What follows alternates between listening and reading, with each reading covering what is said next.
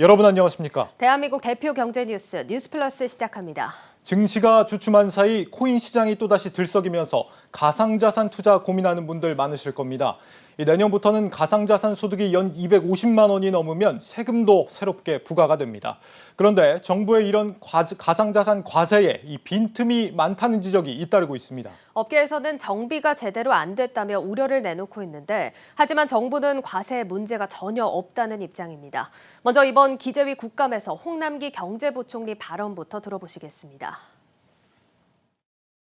근데 이제 과세 인프라 구축이 안 되면은 원래 목적인 탈세 탈루나 자금 세탁은 방지하기 어렵고 선량한 시민들한테만 세금을 걷어가는 일이 발생하기 때문에 의원님 지적의 말씀은 잘 알겠는데요. 저희는 내년에 과세라는데 아무 문제가 없다고 생각을 합니다. 준비가 다 돼 있고요. 가상자산 과세 제도 어떤 문제들이 있는 건지 짚어보겠습니다. 정치경제부 배성재 기자 나와 있습니다. 배 기자, 네. 이 가상자산 과세가 허술하다. 이 어떤 부분을 얘기하는 겁니까?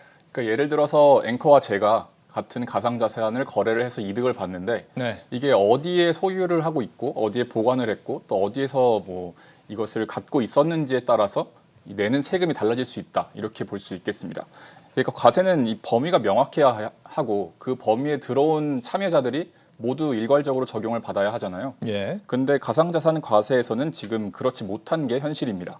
그러니까 먼저 과세 범위에 대해 살펴보면 아직까지 소득을 측정하는 방식이 분명하지 않습니다. 그러니까 개인별로 이 취득한 금액이 다 다를 거 아니에요. 예. 근데 이것을 정확하게 잡아내기가 지금은 쉽지 않은 게 현실입니다. 얼마에 사서 얼마에 팔았는지 이게 다 추적이 되는 거 아니었습니까? 어떤 게 어렵다는 거예요? 그러니까 구체적으로 말씀을 드려보면 제가 A 거래소에서 비트코인을 7천만 원에 샀습니다. 그래서 그것을 갖고 있다가 B 거래소에서 이제 팔려고 하는데 8천만 원에 예를 들어서 팔았다고 해보면 그럼 이득이 1,000만 원이잖아요. 근데 이 계산의 전제에는 B 거래소가 A 거래소에서 제 행동을 알고 있어야겠죠. 저만 1천만 원을 이익을 봤다는 것을 저 스스로만 알고 있고 B 거래소는 그 이득을 모르는 거 아닙니까? 예. 그렇기 때문에 이 계산을 하려면 이 자세한 어떤 거래 내역을 거래소끼리 교류를 해야 되는데 지금 그렇지 못하다는 겁니다.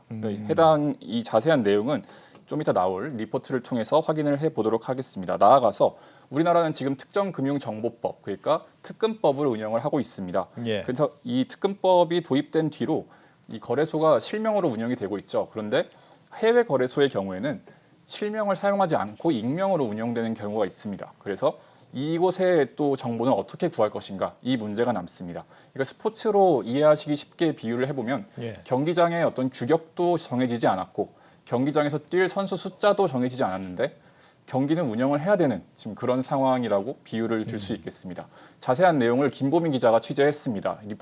리포트를 통해서 확인해 보도록 하겠습니다.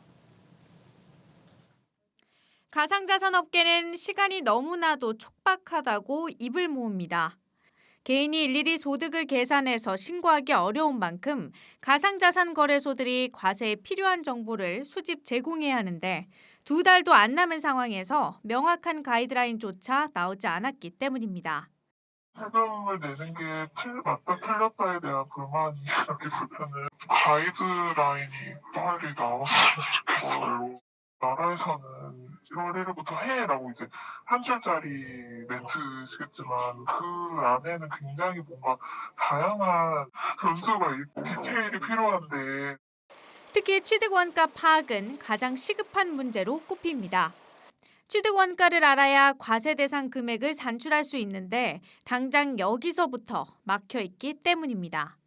A 거래소에서 가상자산을 매수한 뒤 B 거래소로 옮겨 매도한 경우 현재로서는 개인정보보호법상 거래소들끼리 취득 원가 정보를 공유할 수 없습니다.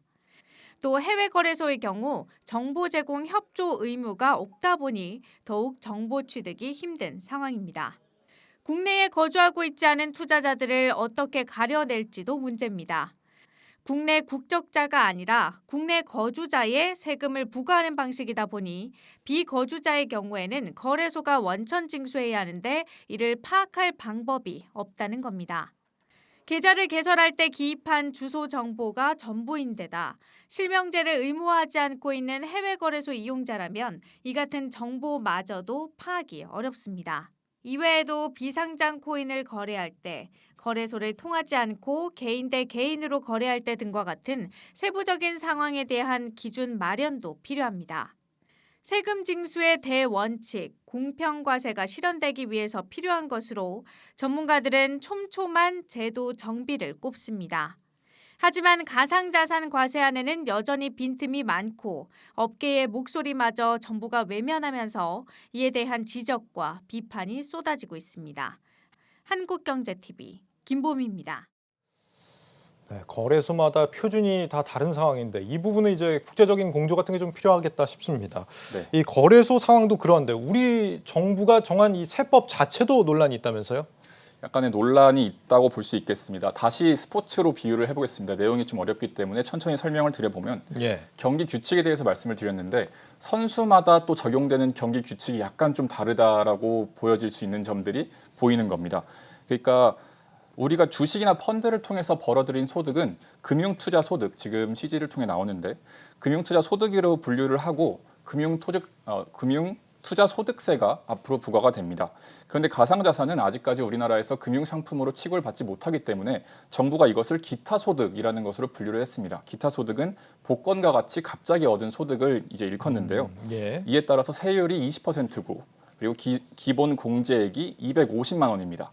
반면에 이제 금융투자소득세는 구간에 따라서 20에서 25% 세율이 적용이 되는데 기본 공제액이 5천만 원입니다. 그러니까 기본 공제액만 놓고 봐도 20배가 차이가 나는 거죠. 네. 네, 어디까지나 이 금융투자소득이 아니다라는 어떤 시각이 담겨 있는데 이제 뭐 최근에 유명해졌다시피 미국이나 캐나다에서 이제 ETF가 비트코인 ETF가 상장을 하고 또 가상자산도 글로벌적으로 이제 금융 상품으로서 어느 정도 대접을 받고 있는 상황에서 이들을 구분짓는 게 과연 올바르냐 이런 지적이 나오겠습니다. 해당 전문가 의견을 들어보도록 하겠습니다.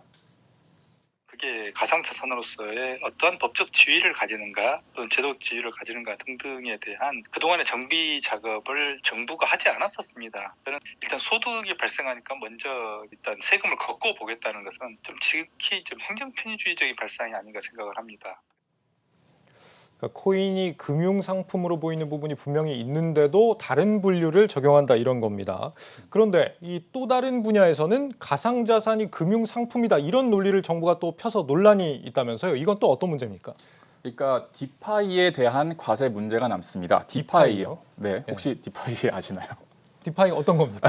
네, 디파이를 이제 우리말로 바꾸면 탈중앙화입니다. 그러니까 은행을 거칠 필요가 없이 은행 서비스를 받을 수 있다 이런 이야기로 이해하실 수 있겠는데요.